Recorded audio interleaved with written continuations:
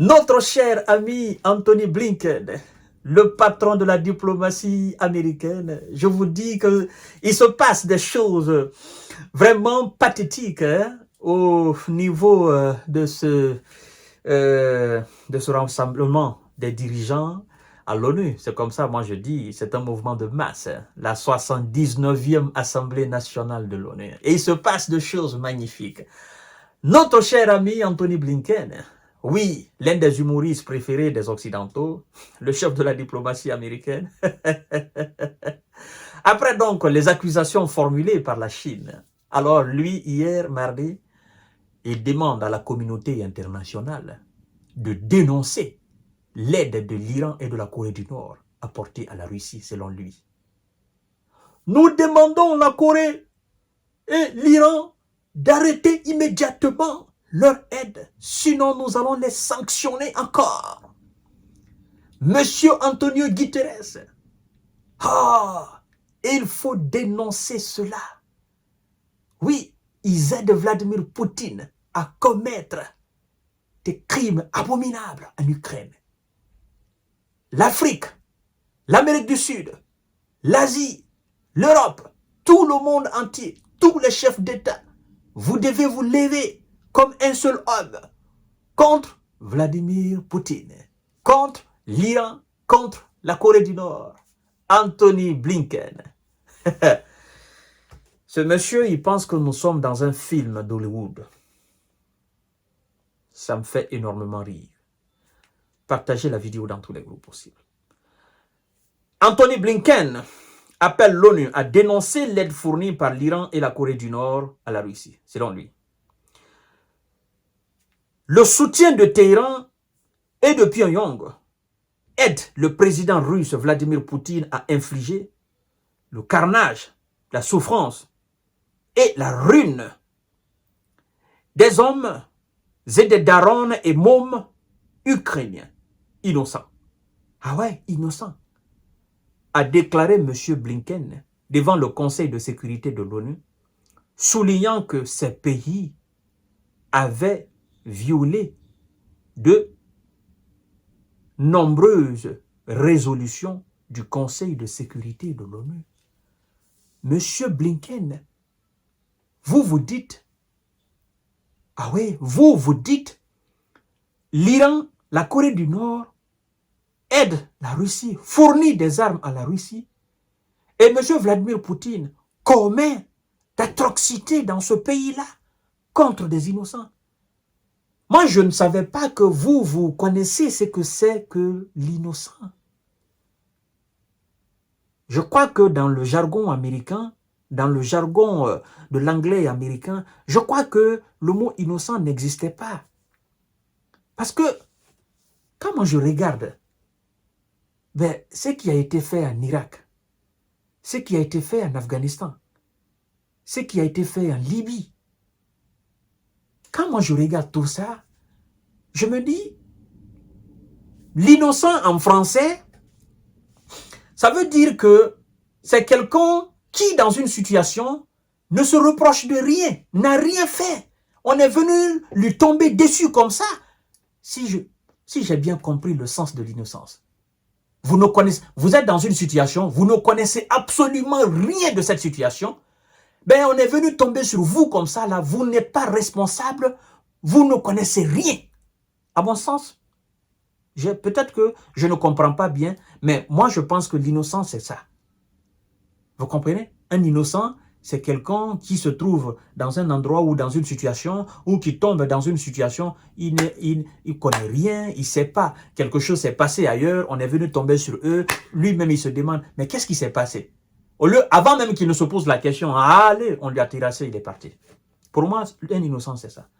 Et donc, lorsque je regarde les enfants libyens, je regarde des femmes, je regarde des vieillards, des travailleurs honnêtes, je regarde de paisibles citoyens au temps de Kadhafi. Hein? Tous ces gens qui ont perdu leur dignité, qui ont perdu leur vie, qui ont perdu leur histoire. Tous ces gens qui ont tout perdu. Tous ces gens qui sont devenus aujourd'hui des sans-abri, des SDF, oui. Tous ces gens qui sont devenus aujourd'hui des sans-emploi.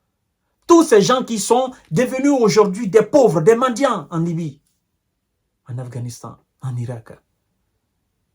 Moi, je sais que ces gens, ce sont des innocents. Ça, je le sais. Et vous le savez aussi. Et donc, ceux qui ont commis cela, est-ce qu'eux, ils ont le droit de juger quelqu'un d'autre? C'est pourquoi je ne cesse de vous dire que dans un monde où tout le monde ment à tout le monde trompe tout le monde manipule tout le monde tue tout le monde, viole tout le monde, qui est crédible pour juger qui?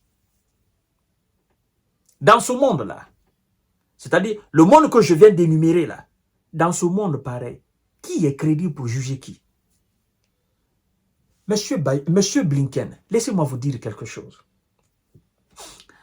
S'agissant des condamnations, parlant d'innocence ou d'innocents qui seraient envoyés au repos éternel par ce que vous appelez ou par vos supposées aides de l'Iran et de la Corée du Nord à la Russie, je crois que nous sommes mieux placés pour vous condamner. Pour vous condamner, vous, Américains, pour vous condamner, vous, Occidentaux, pour condamner peut-être la Russie, nous sommes mieux placés. Nous sommes les mieux placés, nous, les gens du Sud. Nous qui avons subi toutes ces souffrances-là. Nous qui avons été victimes même de toutes ces barbaries venant de vous. Nous pouvons vous condamner. Mais vous ne pouvez condamner qui que ce soit sur cette planète Terre. Parce que vous avez une politique étrangère basée sur la violence. Et en le faisant, vous vous en foutez complètement de ce qui est innocent et de ce qui n'est pas innocent. Vous vous levez des matins, des midis, des soirs, vous allez abattre des gens. Vous allez vous acharner contre des gens au nom de ce que vous appelez votre démocratie. Et alors, vous n'avez aucune leçon à donner à qui que ce soit. Vous n'avez pas d'injonction à donner à qui que ce soit. Vous n'avez pas le droit d'appeler la communauté internationale. Parce que vous oubliez, dans les années 2000, cette même communauté internationale s'était opposée à ce que vous envahissiez l'Irak. Mais vous avez marché sur la dignité de cette même communauté si elle existait encore. Vous êtes allés piétiner la dignité des gens. Vous êtes allés attaquer. Vous vous êtes mis au-dessus de la communauté internationale. C'est vous qui demandez aujourd'hui à la communauté internationale d'agir contre l'Iran et la Corée du Nord. Où est partie votre force là, qui a été exercée sur l'Iran, la Libye, l'Afghanistan? Où est partie votre grandeur? Où est partie votre immensité, votre première puissance et superpuissance militaire mondiale? Monsieur Anthony Blinken, vous avez perdu la tête. Communauté internationale. Les États-Unis d'Amérique font appel à la communauté internationale. C'est ma première fois. C'est l'Amérique qui condamne. L'Amérique, c'est la communauté internationale. C'est elle qui a le pouvoir. Donc, si vous voyez cette Amérique-là demander une autre communauté internationale pour agir contre X ou Y, ça veut dire que l'Amérique est tombée trop bas. Moi, j'avais même un rêve américain, mais je crois que je dois garder mon rêve là. Je pensais que c'était la première puissance mondiale qui n'avait pas à demander qui que ce soit, qui ne rendait des comptes à personne et qui n'avait pas besoin de l'aide de qui que ce soit. Parce qu'en réalité, moi, j'ai envie de marcher avec les plus grands. Vous comprenez? On dit souvent que pour être très grand, il faut marcher avec des très grands. Il faut être dans la cour des très grands. Et moi, j'ai envie d'être dans cette cour-là.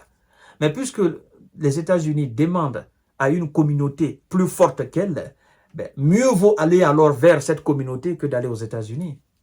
Parce que moi, je rêve d'être très très grand, mesdames et messieurs. Ouais? Je pensais que l'Amérique était au-dessus de tout le monde sur cette planète Terre. Je ne savais pas que l'Amérique pouvait demander... Mesdames et messieurs et mesdemoiselles, excusez-moi, mais c'est ma façon en fait. Parce qu'en fait, il y a des sujets qui me font rire. Hein? Face aux faibles, ils sont très forts, très puissants. Ils peuvent impressionner. Mais non, la situation conflictuelle ukrainienne nous apprend énormément de choses dans cette vie-là. Ah ouais. Il fallait ça, certainement, pour que le monde sache réellement c'est quoi ceux qui supposent être les plus puissants de ce monde-là. La Corée du Nord et l'Iran ne font absolument rien pour la Russie.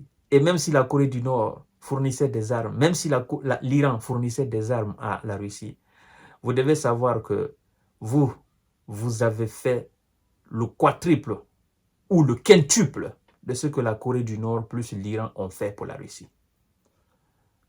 Vous voyez? Vous êtes les défenseurs, c'est vous qui faites la guerre contre la Russie. Vous voulez que ça soit dit dans le monde ou dans l'histoire que l'Occident était opposé au bloc des BRICS. C'est ce que vous voulez que ça soit dit. Mais non, toutes nos vidéos là, toutes nos émissions là vont rester. Et même si nous ne sommes pas là demain ou après-demain, nos enfants vont regarder. Ils sauront réellement que oui, c'est que nous avions dit par le passé, effectivement, ils vont se référer à ça. Vous voyez? Donc c'est pourquoi nous allons pas à pas dans cette situation-là.